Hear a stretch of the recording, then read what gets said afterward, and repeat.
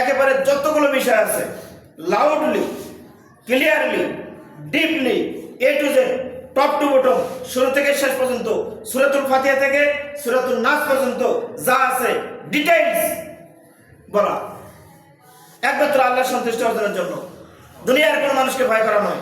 অবশ্যই। কথা বুঝতে পেরেছেন? তো সূরা কয়টা বাজে? টাইম আছে? সূরা কাহাফের 54 নম্বর 9টা সূরা কাহাফের 54 নম্বর আয়াতটা তো সূরা আরাফের 204 নম্বর আয়াত বের করেন যাদের মোবাইল আছে। সূরা আরাফ, কত নম্বর সূরা ওস্তাদ? সূরা আরাফ 7 নম্বর সূরা। জি,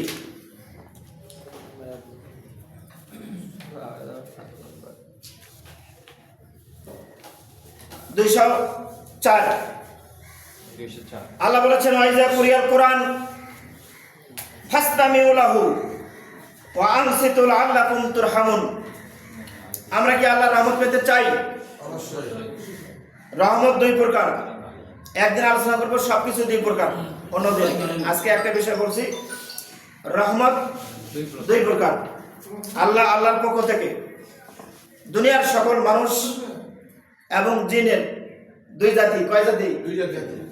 মানুষ জাতি এবং জিন জাতিকে যেভাবে সৃষ্টি করলে, যেমন করে করলে যে সকল রহমত দরকার আল্লাহ সৃষ্টিগতভাবে সে সকল রহমত দিয়ে সৃষ্টি করেছেন।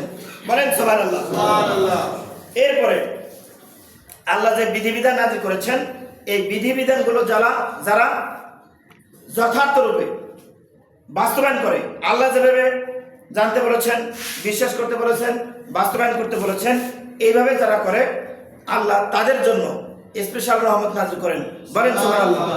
তাহলে কাজের উপরে কিছু রহমত, এটার নাম হলো বিশেষ রহমত। আপনারা তো সবাই জানেন চাকরি আমরা করি, চাকরি করলে চাকরি একটা নির্ধারিত বেতন থাকে কিনা? কিন্তু মাঝে মাঝে বোনাস, হ্যাঁ,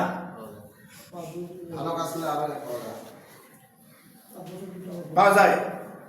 তো এইভাবে আল্লাহ কোরআনে যা যা কাজ করতে বলেছেন সকল কাজ করবেন। আল্লাহ আমাদেরকে রহমত দিয়ে সৃষ্টি করেছেন, কিন্তু কিছু কিছু কাজের ব্যাপারে আল্লাহ কন্ডিশন দিয়েছেন যে অমুক কাজ করলে তমুক কাজ করলে আল্লাহ স্পেশাল রহমত নাযিল করেন।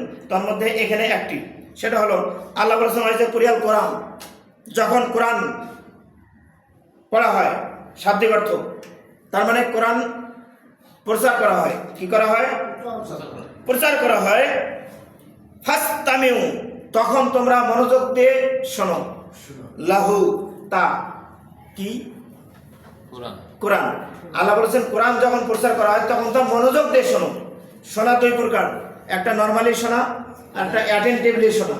আরবিতে এরকম আছে, সামিয়া মানে নরমালি সাধারণভাবে শোনা, আর ইসতামিউ মানে হলো মনোযোগ দিয়ে শোনা। তা আল্লাহ বলেছেন যখন কোরআন প্রচার হয়, কোরআনের আলোচনা হয়, ফাসতামিউ লাহু, তখন তোমরা তা মনোযোগ দিয়ে শোনো। মনোযোগ দিয়ে শুনলে কি হয়? রাইট আর রং এই দুটা ডিফারেন্স বোঝা যায়। ইবলিস কি কি ভুল প্রচার করেছে আর রাসূলদের মাধ্যমে আল্লাহ সঠিক কি কি প্রচার করেছেন, এই দুটা ডিফারেন্সটা বোঝা যাবে মনোযোগ দিয়ে শুনলে, তাছাড়া শোনা বোঝা যাবে না। তাই আল্লাহ বলেছেন মনোযোগ দিয়ে শোনো। তাহলে নরমালি শোনা ফরজ না মনোযোগ দিয়ে শোনা ফরজ? মনোযোগ দিয়ে শোনা ফরজ। এরপর আল্লাহ বলেছেন ওয়া আনসিতু, এবং তোমরা নীরব থাকো, চুপচাপ, কোনো কথা বলা যাবে না। কথা কার? আল্লাহ বলেছেন ওয়া আনসিতু, এবং তোমরা চুপ থাকো, নীরব থাকো, নীরবতার সাথে মনোযোগ দিয়ে কোরআন শোনো। আদেশ না নিষেধ? আদেশ মানে কি? বেদাত না সুন্নাত? ফরজ। ফরজ হলো সর্বোচ্চ ক্যাটাগরি, এর চেয়ে বড় মান আর দাম অন্য কোনো কাজের নাই। তো আল্লাহ বলেছেন কোরআন যখন প্রচার করা হয় তখন তা মনোযোগ দিয়ে শোনো এবং চুপ করে থাকো। দুইটি আদেশ। কয়টি আদেশ? দুটি আদেশ। তাহলে কি হবে? আল্লাহ বলেছেন লাআল্লাকুম, তাহলে অবশ্যই তোমরা, তুরহামুন মানে রহমত প্রাপ্ত হবে। সুবহানাল্লাহ।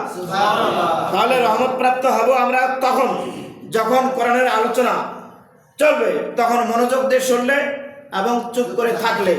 যদি চুপ করে না থাকে তাহলে আল্লাহর রহমত পাবো না, এবং আল্লাহর আদেশকে অমান্য করা হলো। কি করা হলো? বন্ধ করা হয়। কারণ আল্লাহ তো বলেছেন চুপ করে থাকো, কথা কার? আল্লাহ।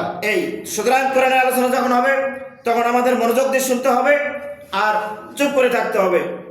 যদি আল্লাহকে বিশ্বাস করি, আল্লাহর আদেশ মানতে চাই, আল্লাহর আদেশে যেমন নামাজ পড়ি, রমজান মাসে রোজা রাখি, অর্থ সম্পদ থাকলে জীবনে একবার হজ করা ফরজ, একবার হজ করি, এটা যেমন ফরজ, তার চেয়ে আরো বেশি বড় ফরজ হলো এই কোরআন প্রচারের সময় মনোযোগ দিয়ে শোনা এবং নীরবতার সাথে শোনা, চুপ থেকে নীরব থেকে শোনা। তাহলে আল্লাহ কন্ডিশন দিয়েছেন যে লাআল্লাকুম তুরহামুন, তাহলে তোমরা রহমত প্রাপ্ত হবে। সুবহানাল্লাহ। এইটা রহমতের নাম হলো স্পেশাল রহমত। যদি আমরা কোরআন মনোযোগ দিয়ে না শুনি নীরবতার সাথে, তাহলে আল্লাহ আমাদের প্রতি স্পেশাল রহমত নাজিল করবেন না, ইনসেন্টিভ দিবেন না। তো আমরা এখান থেকে দুটি ফরজ পেলাম, ঠিক আছে। এরপরে বলছিলেন যে টাইম আছে, 9:28 আধা ঘন্টা আছে। আচ্ছা আমি আর 15 মিনিট বলবো, আপনারা বলবেন 15 মিনিট, আর মাত্র 15 মিনিট।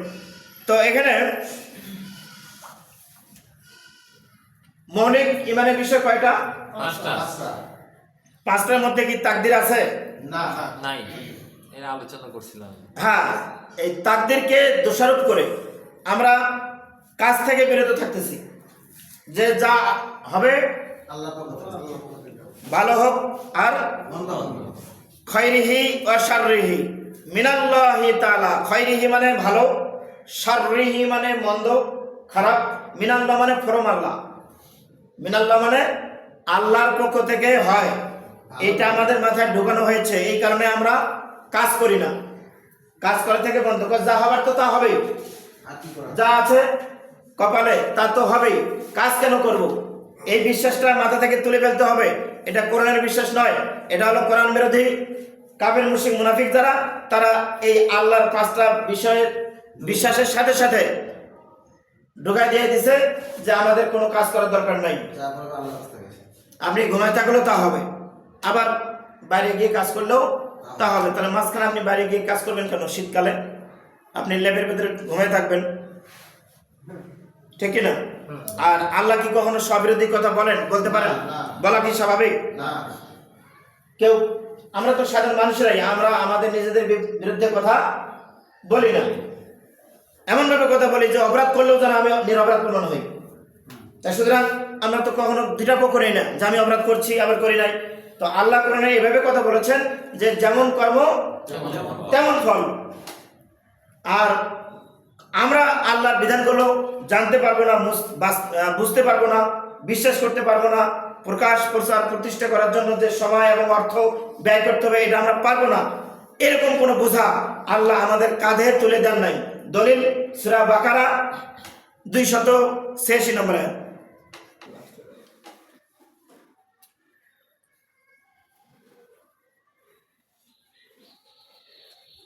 এবং সূরা নিসা 79।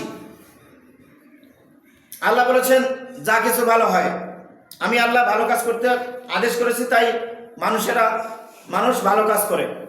আর মন্দ, অন্যায়, অশ্লীল, মানবতা বিরোধী যে কোনো কাজ, যতগুলো কাজ আছে সকল অন্যায়মূলক, অশ্লীল, অন্যায়, মানবতা বিরোধী কাজ করতে আমি নিষেধ করেছি, বারবার নিষেধ করেছি।